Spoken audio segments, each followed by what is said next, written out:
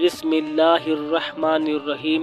अस्सलामुअलैकुम प्यारे दोस्तों, बहुत सारे हमारे भाई ऐसे हैं जिन्हें कुरान की सूरतें बहुत कम याद होती हैं, तो वह नमाज़ों के हवाले से बड़े फ़िक्रमंद रहते हैं कि हम नमाज कैसे पढ़ें।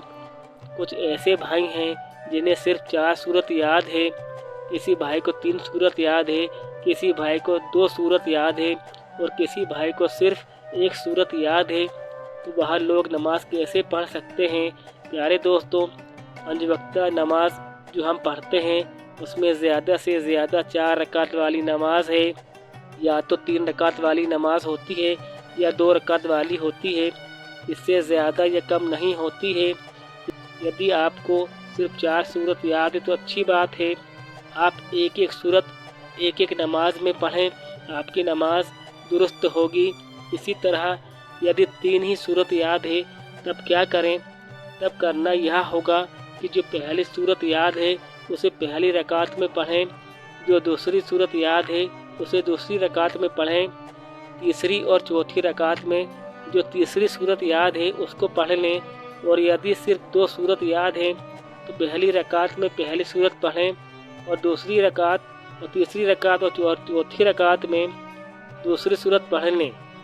यदि आपको सिर्फ एक ही सूरत याद है तब भी कोई दिक्कत की बात नहीं है, आप वही एक सूरत हर रकात में पढ़ें।